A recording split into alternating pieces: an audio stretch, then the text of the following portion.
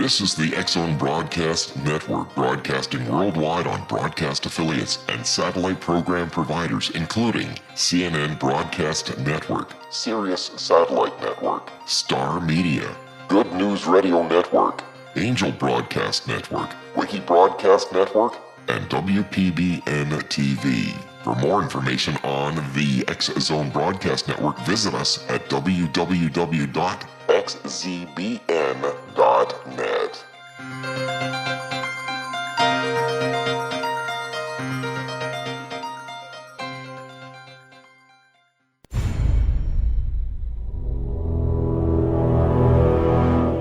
The X-Zone radio and TV show is largely an opinion talk show. All opinions, comments, or statements of fact expressed by Rob McConnell's guests are strictly their own and are not to be construed as those of the X-Zone radio and TV show or in any manner endorsed by Rob McConnell, Relmar McConnell Media Company, Talkstar Radio Network, its affiliated stations, or employees.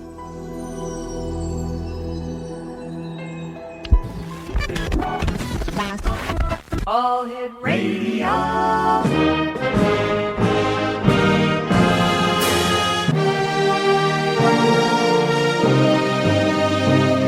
Welcome to the X-Zone, a place where fact is fiction and fiction is reality.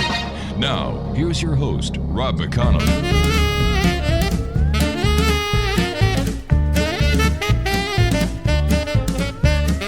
I made love to an alien near Roswell last night. We strolled along together in the pale moonlight. I had a funny feeling that something wasn't right. I made love to an alien last night. When she gripped my hand, I was feeling mighty fine, but her fingers with mine would not intertwine. When I bent down and gazed into her eyes, they were big as donuts and blacker than the sky.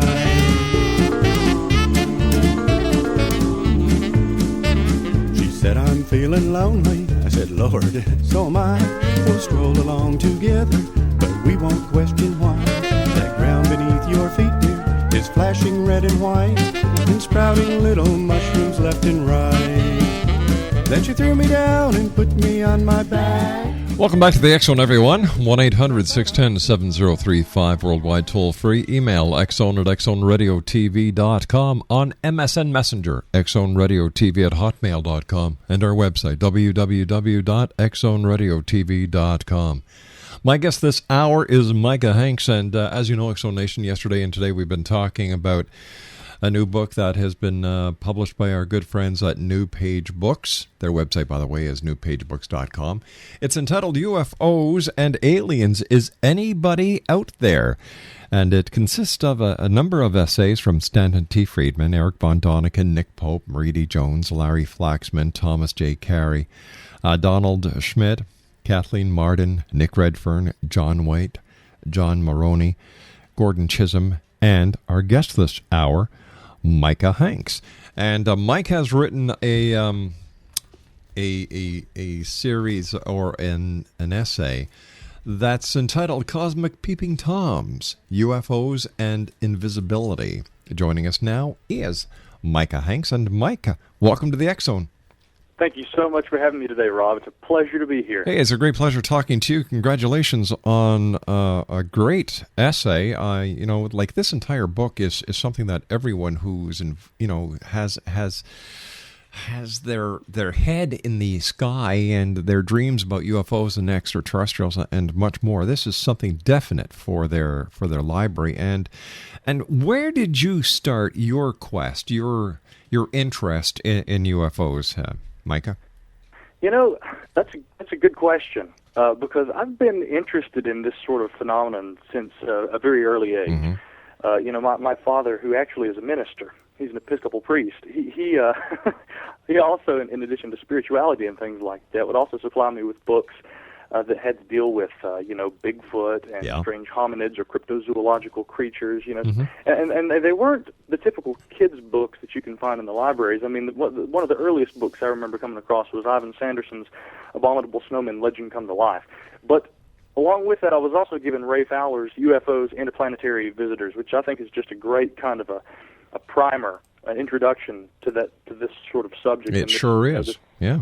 Yeah, this idea of there being, well, at least throughout various times, in the last several decades, what may have been considered, extraterrestrial visitors from space. Some people still consider them that, but there are also other theories these days. And so that was kind of my introduction. And I do recall seeing something at about age 6 one evening. It was a fairly clear night just before complete darkness, and a little odd-shaped light was in the sky, and I remember pointing that out, asking Mom and Dad, hey, what is that? And it was kind of brushed aside. I kind of forgot about it years later. I do recall going to school. I was in kindergarten at the time, and asking my teachers what kind of a light would be shaped like this. I remember it was sort of rectangular and had a kind of triangle-looking point. Now, looking back, I wonder sometimes how especially the impressionable mind of a youth might shape that memory. But whatever that was, that certainly kept me interested enough, and here we are today. Micah, you and I have to take a commercial break. We'll be back in 2 minutes. Exo Nation, our special guest this hour is Micah Hanks. His website is www.gralienreport.com. That's GRALIEN report.com. And we'll be back on the other side of this 2-minute commercial break as we continue investigating the world of the paranormal and the science of parapsychology here in the X Zone from our studios in Hamilton, Ontario, Canada. Once again, our contact number 1-800-610-7035. Email xzone@xzoneradiotv.com. On MSN Messenger, xzoneradiotv@hotmail.com. And our website, www.xzoneradiotv.com. Major changes coming to the X Zone in September 2011. Watch out for it. If you think December 21st, 2012 is going to shake the world, wait until you see what's happening here in the X Zone. With yours truly, Rob McConnell, from our studios in Hamilton, Ontario, Canada. Don't go away.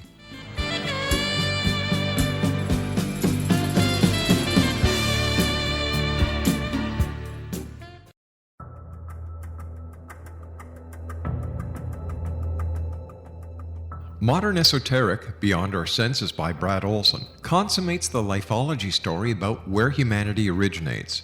It is the lost continents, the primitive wisdom, the mythos of creation, and the rethinking of ancient history as we are taught in academia.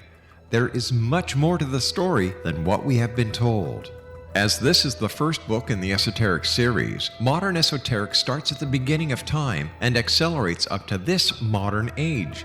Future Esoteric is book 2 in the series and takes a forward-looking position ahead of today with an open and honest examination of the ET issue and various unexplained phenomena.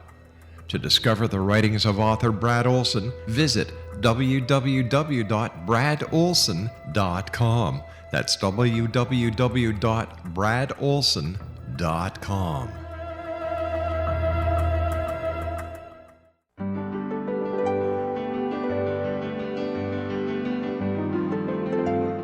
Named one of the world's greatest psychics, Elizabeth Joyce is now giving readings worldwide via Skype.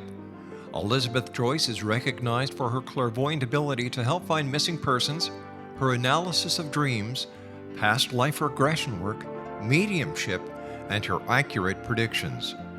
Elizabeth has been a frequent guest on the X Zone radio show with yours truly, Rob McConnell, now for several years.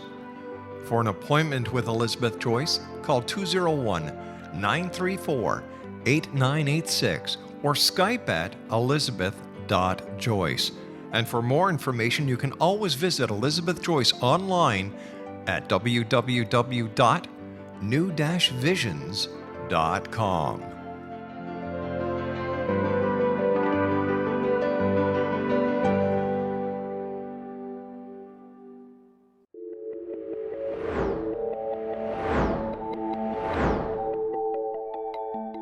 Do you have a dis-ease that you would like to alleviate through a natural means? Have you been contacted by angels, ghosts, or even extraterrestrials and want to validate these experiences? Or would you simply like to speak with someone who can help you find your life's purpose? I'm Dr. Joseph Mara, and I'm offering my services free of charge for first-time clients contacting me during the month of April. These free consultations include angel card readings, guided meditations, life coaching, and energy healing. If you have always wanted to explore these types of experiences but were skeptical or simply could not afford them, then take advantage of this free special offer. Contact me through my website, aguidinglight, spelled LITE.com, to schedule your consultation today. Until then, I offer you love, light, and laughter.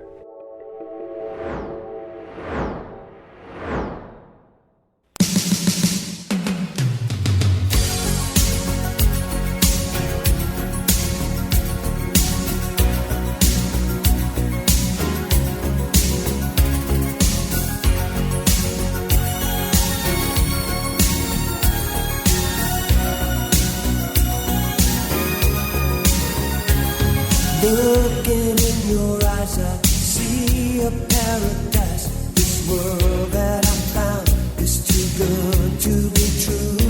Standing here beside you, want so much to give you this love in my heart that I'm feeling for you. Let them say we're crazy. I don't care about that. Put your hand in my hand, baby. Don't ever look back. Let the world around us. Now that's an appropriate song coming back. Jefferson Starship. Nothing's going to stop us now. Exonation, my guest this hour is Micah Hanks, and from an early age, Micah has been fascinated with strange mysteries and Fortean phenomena, a field of study named for the pioneering research of all things strange, Charles Fort.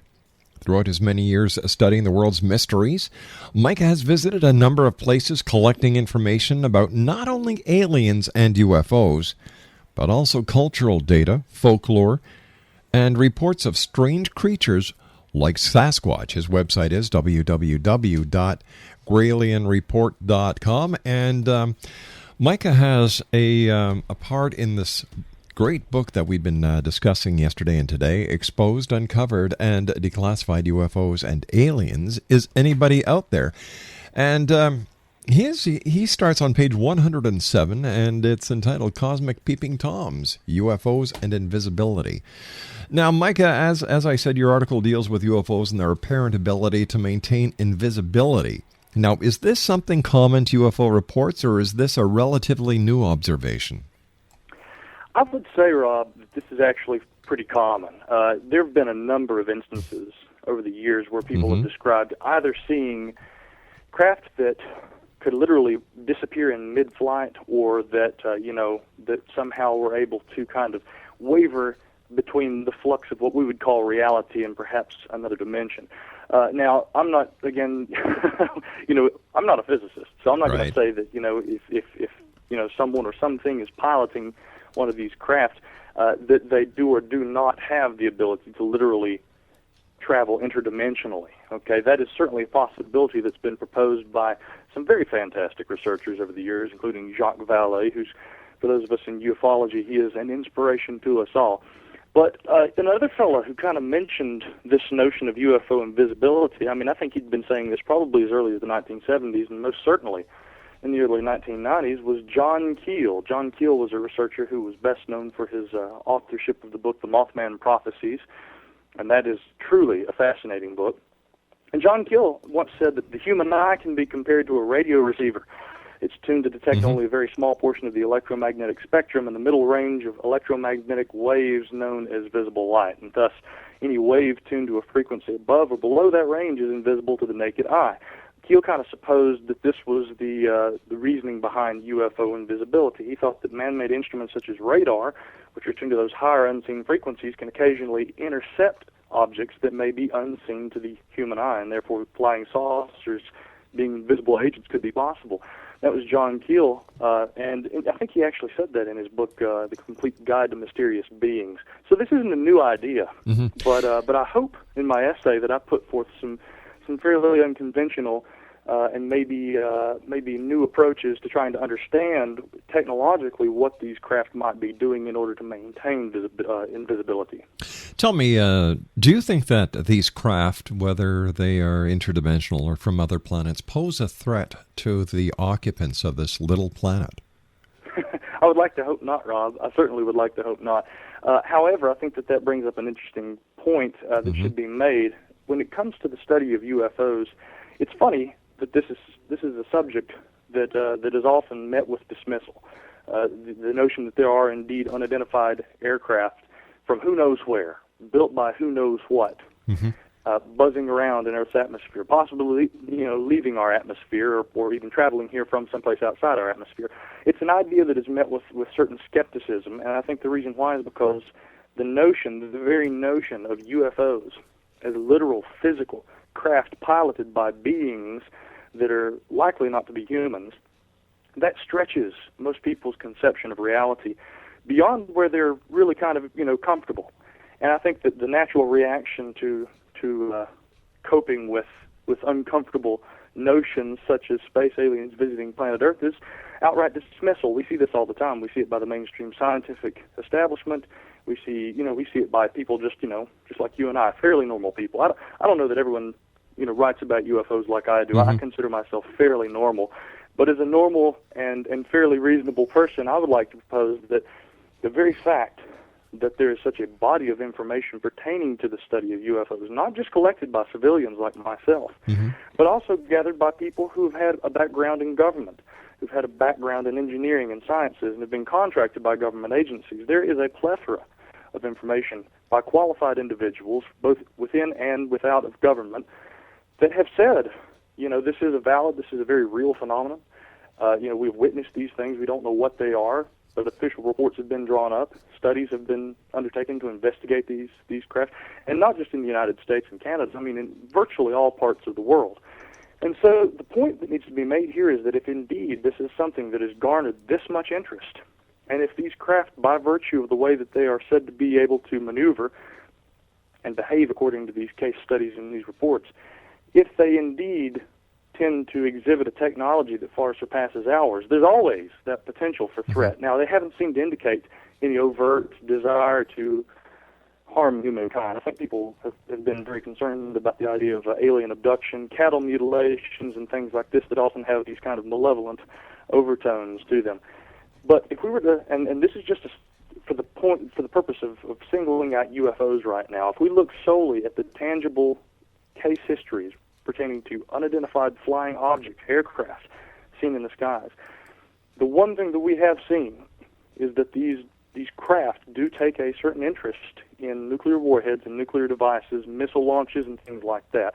Robert Hastings, Stanton Friedman, and several others have actually given brilliant commentary on this. I've touched on it a little in my work, too. In fact, in this article here in the UFOs and Aliens book that we've just contributed to, I touch on this a little bit also. And by virtue of the extreme potentials that these craft seem to have in terms of surpassing our own technology, as well as their interest in our nuclear weaponry, certainly there is a potential for threat. I think they can do more with what they have than we were able to do, or maybe more than we can even understand. And for that very reason, we do need to try and take on a better understanding of what we're dealing with, what these things are, whether or not there is a threat, because, as I think G.I. Joe once said, knowing is half the battle. Since there has been no sign of aggression towards unprovoked attacks, why do you think the government of the United States, Canada, and other governments around the world suppress the information that they have about UFOs? That's a good question, too. And one thing I have to bring to light about that is I think that there is a tendency to believe that government agencies are actively suppressing information. Now, I'm certain that there are various aspects of the greater UFO mystery that do not come to light. But there are also, a multitude of reports that deal with UFOs. For instance, those that have been undertaken over the years by the CIA, right, the FBI, and some of these organizations, intelligence groups. Also, Britain's, the British Air Force, and also the Russian Navy released one recently. In fact, at my website, the Gralian Report, just last year, I linked to every different resource that's been posted online by government agencies where these organizations have posted and made public their UFO data. A lot of information that has been gathered over the years, in other words, in essence here, has been released by these agencies. Now, that's not to say that everything's been released. And I think that if there is one thing that we can glean from this, I think that both avenues of insight lead to a same central point. The information that's been released indicates to us essentially that there's very little understood conclusively about these craft, how they behave, where they're from, and what their purpose here on Earth is.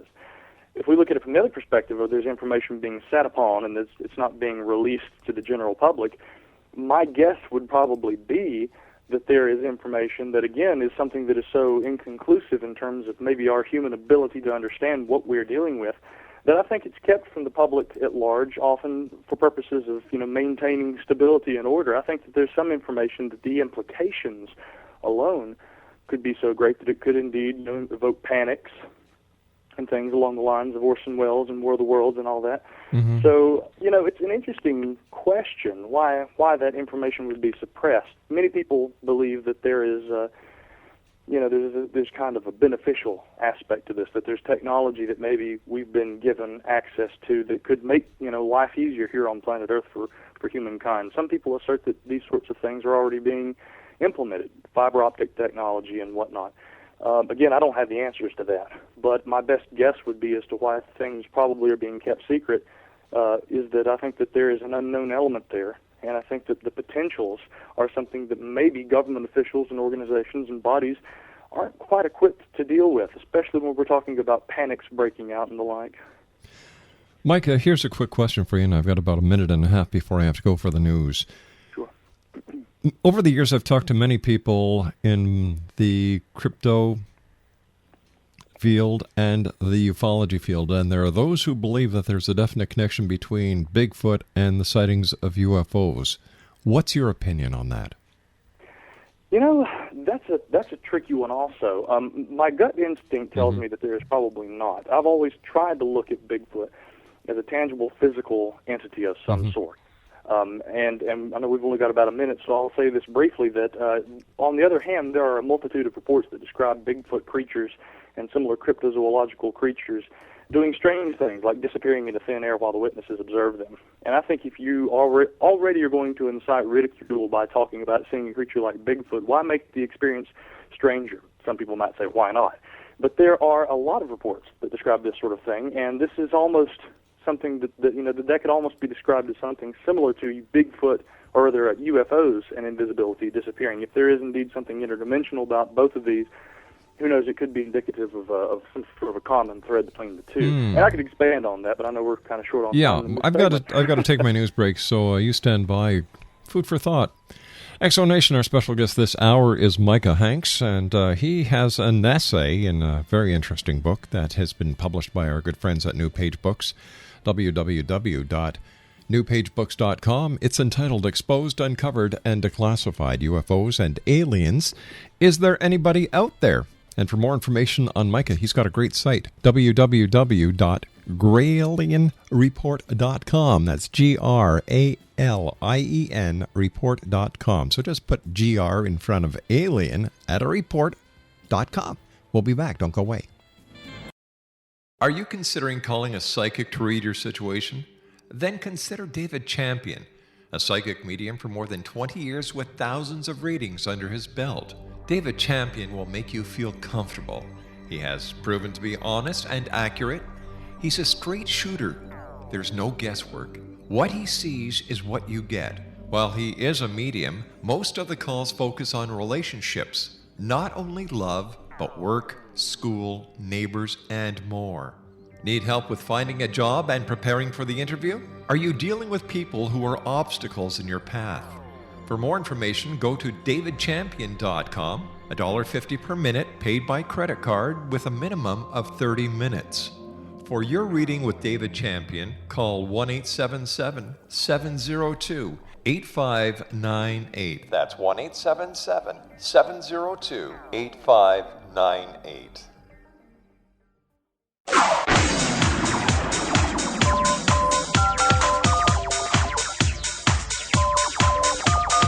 Now you can dial in to listen to the X-Zone radio show from anywhere in the world with Rob McConnell 24/7, 365 by dialing 213-401-0080. That's 213-401-0080. If you have a mobile phone or landline, the X-Zone radio show with Rob McConnell is now at your beck and call at 213-401-0080. That's 213-401-0080, 24/7, 365.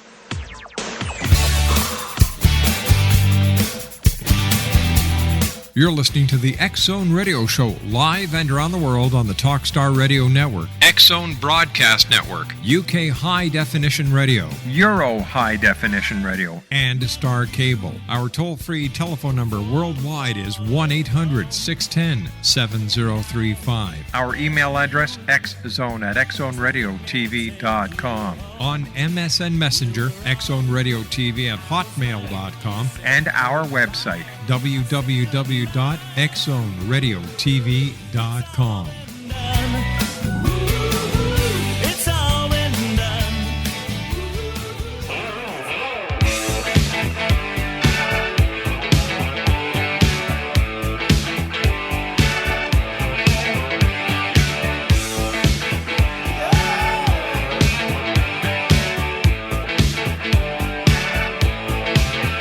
I want a new drug. One that won't make me sick. One that won't make me crash my car and make me feel 3 feet thick. I want a new drug. One that won't hurt my head. One that won't make my mouth too dry and make my eyes too red. One that won't make me nervous, wondering what to do. One that makes me feel like I feel when I'm with you. When I'm alone with you. And welcome back, X-Zone Nation. My name is Rob McConnell, coming to you from our studios in Hamilton, Ontario, Canada. 1-800-610-7035. Email xzone@xzoneradiotv.com. On MSN Messenger, xzoneradiotv@hotmail.com. And our website, www.xzoneradiotv.com. Micah Hanks is our special guest this hour, and Micah has an essay in a book that we've been talking about yesterday and today.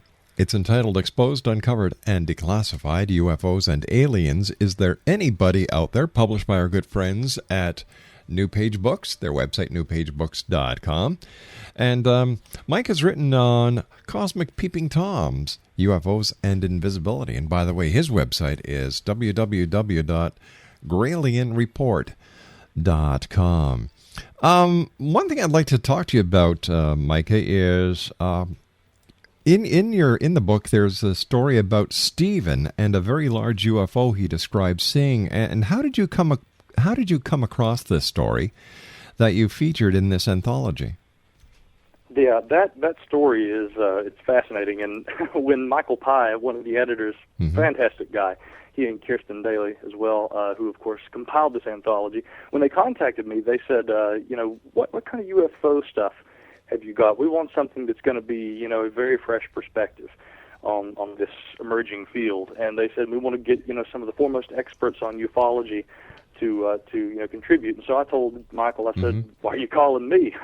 No, but in honesty, I really dug into my archives, and I did want to try and give something very unique for this project. And I think it worked very well along with the other essays by some of my favorites, not just Stanton Friedman and of course my probably separated at birth brother Nick Redfern, but Eric Von Daniken and so many others.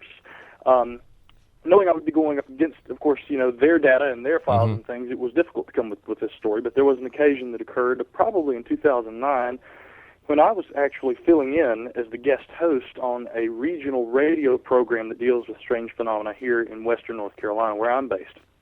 And while I was sitting in as the host of this program, we were discussing UFOs. That was a general trend of mine. When I would guest host on various programs, I typically steer things in the direction of UFOs. The subject fascinates me.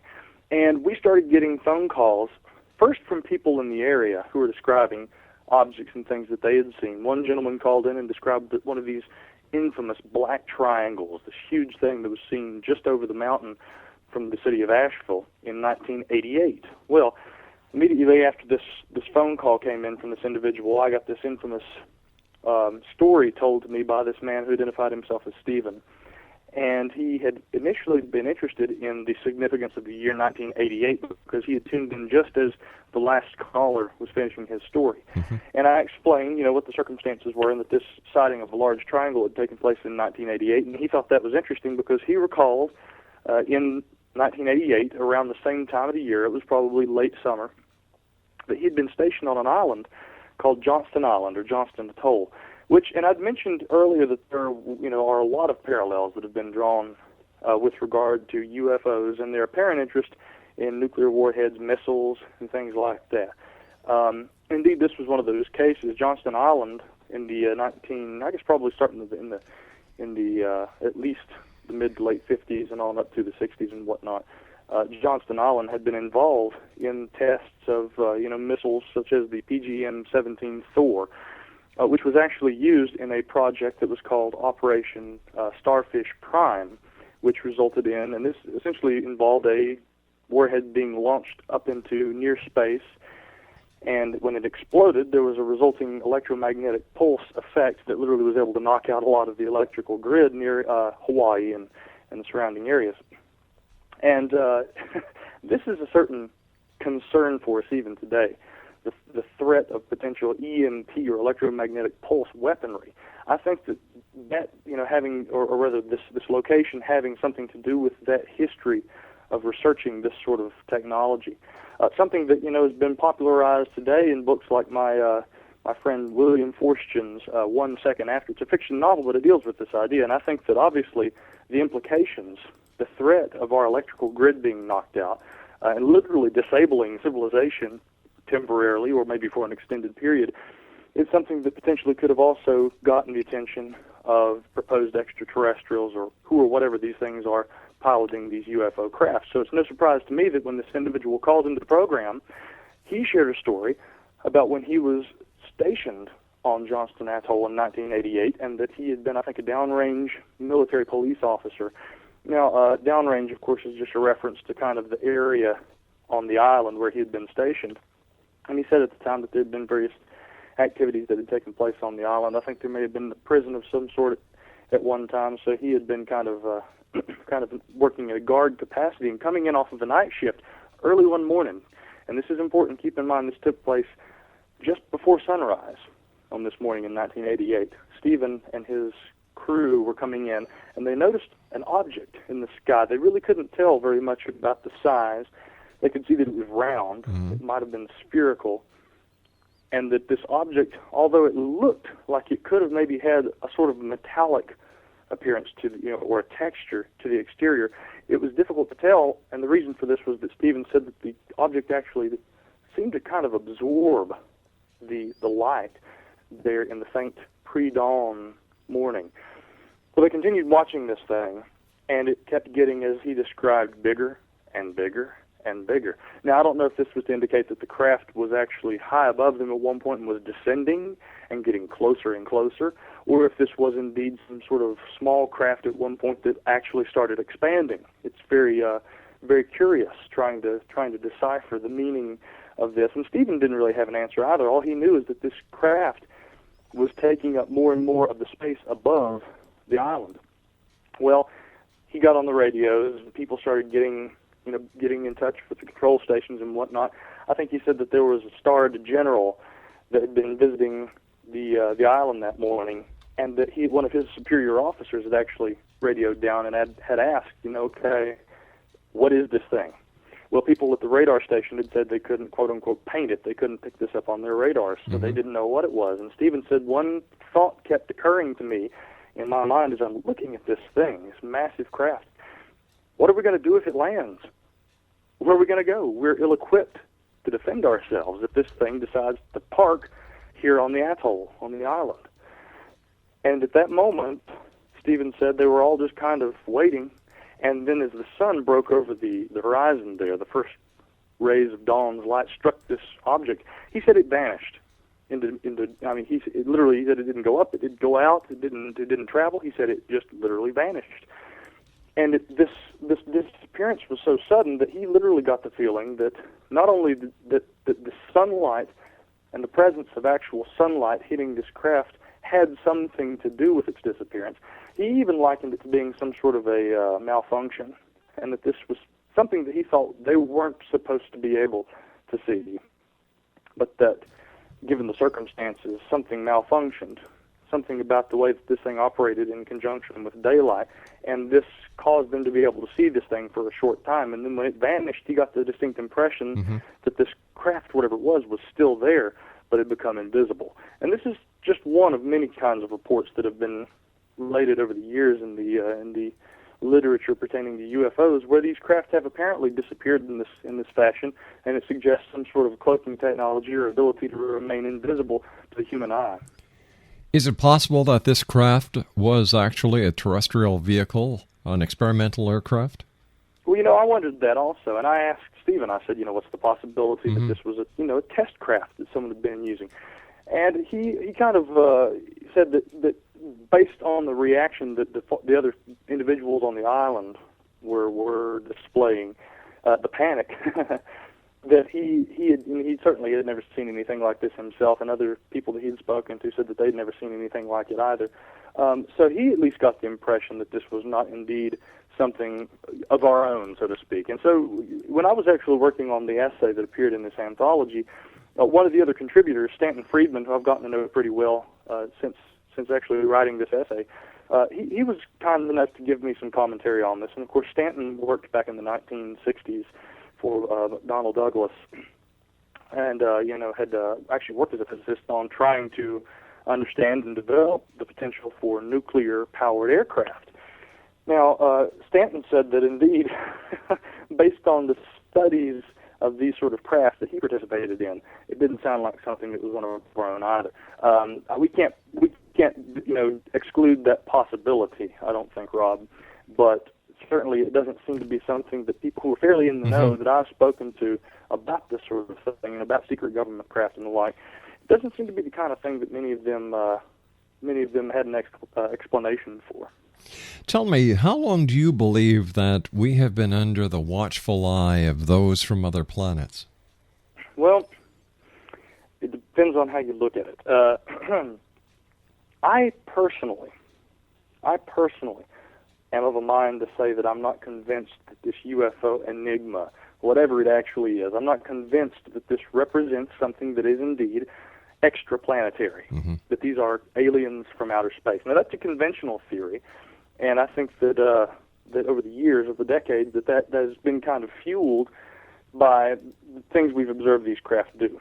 Astronauts, for instance, have observed these things sort of tailing them while they're flying around up there, in Earth orbit. And we've also seen these things when they take off. If we're standing on the ground, for instance, and we see a UFO, a classic flying disc in the sky, most often these things will tend to fly up and out and go up into the sky. So we have a tendency to think by virtue of the eyes see, the mind believes, that these things are flying off back into outer space, and hence they're probably coming from space as well. Interestingly, in his book back in the early 1970s, Invisible Residents, I mentioned Ivan Sanderson and his search into abominable snowmen. Well, Sanderson also used to research UFOs and also what he called USOs, underwater submerged objects. Yeah. That acronym and the words used in that acronym have changed variously over the years.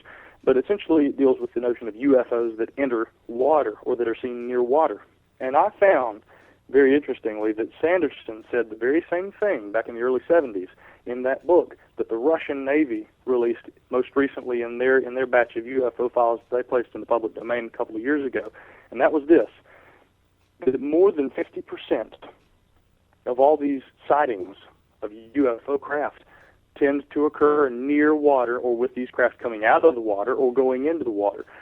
So what we could be dealing with, first and foremost, is maybe something that is not extraplanetary or extraterrestrial. Maybe this is indeed something that is A, from right here, or B, something that is kind of using Earth as a go-between, as a base, maybe even something interdimensional. And the more that we tend to learn and accumulate in terms of our knowledge of other dimensions and I guess extra-dimensional physics, thanks to guys like Michio Kaku and even Einstein, going a little further back, I think that people are kind of warming up to the idea that this could be something that is interdimensional in nature. So how long have we been watched by these things? Yeah. Well, it depends on what they are and where they're from. If they're extraterrestrials, maybe these nuclear sorts of tests did indeed garner the attention of these watchful beings that maybe have a certain concern in our activities here on Earth. If there's something from right here on Earth, and they're actually terrestrial rather than extraterrestrial, it's pretty clear why they would be concerned about that sort of thing as well. All right, based on your upbringing as the son of a minister or a pastor, is it possible that the angels of early times that are talked about in the Bible were actually ETs? Okay, that's a different perspective also. In fact, Nick Redfern touches on that in his book Final Events, which and more people are kind of getting into this notion that there is something evil about these beings, maybe something demonic. If that is indeed the case, or even if that's not the case, I think it certainly would probably be a decent argument that could be made that early civilizations, early peoples in ancient times, and their sightings of everything from Ezekiel seeing wheels in the sky, these reports of Alexander the Great seeing these flying shields and things, all these kind of early reports probably deal with something similar to, or the very sorts of things that we've seen today and call UFOs and flying saucers. So yeah, I think that's certainly a possibility, and that's another angle as to what these things are and where they're from. All right, stand by. We've got to take our final break. X-Zone Nation.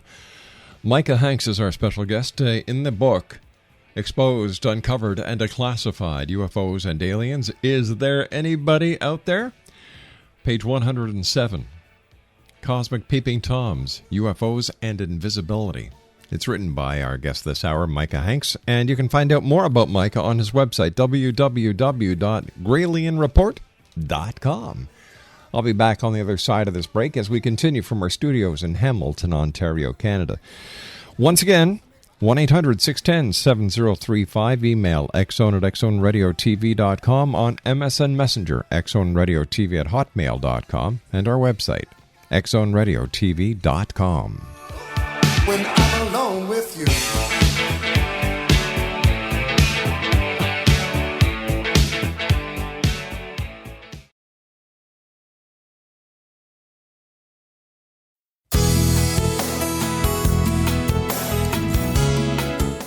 With each new extreme weather event or terrorist act, it becomes increasingly obvious that we live in uncertain and challenging times. We all buy car insurance. Why not collapse and catastrophe insurance? Matthew Stein, an MIT-trained engineer and green builder, has written 2 outstanding books to help people prepare, plan for, and deal with everything from minor situations lasting a few days to full-on collapse.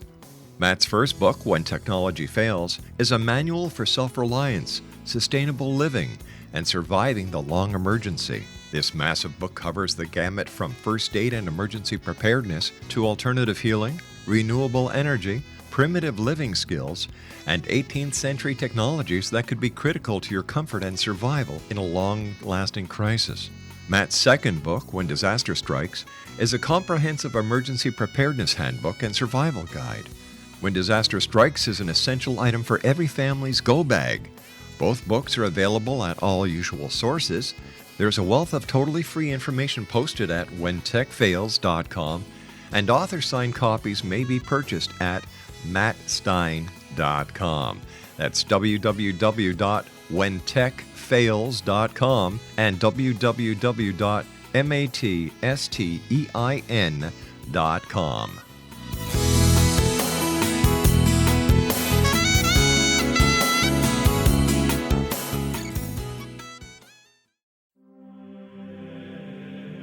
Rob McConnell here, presenting an overview for Nicholas Paul Jennings, author of a fascinating book, Amen.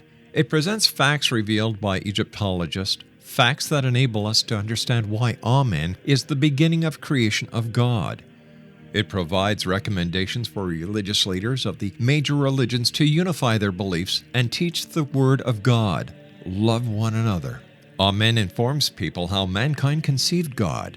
It was the Egyptians that developed the concepts of a soul, a hereafter, and Son of God. And finally, after the worship of many gods, they conceived the belief in one universal God, the maker of all there is. For more information, visit www.futureofgodamen.com. That's www.futureofgodamen.com.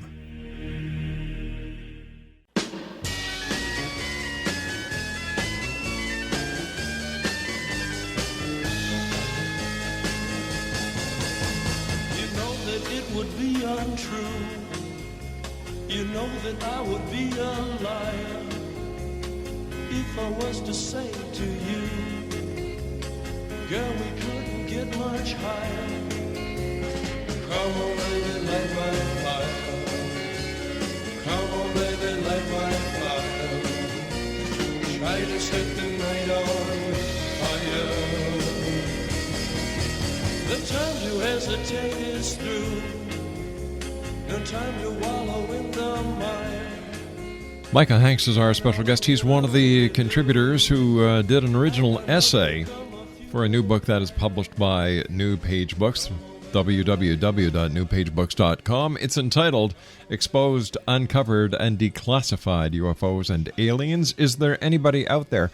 We touched on this very briefly, Micah, but do you believe that people are actually being abducted by aliens for sinister experimentation and the infamous anal probe?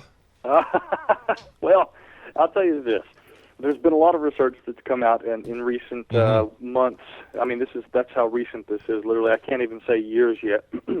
And it seems to point to the notion that a lot of the abduction lore is kind of interlinked with hypnotism, which is something that we really have to take a very careful look at. I don't doubt that people can be hypnotized, but the question, and what we need to really understand better, is how susceptible people are to influence while under the influence of hypnotism.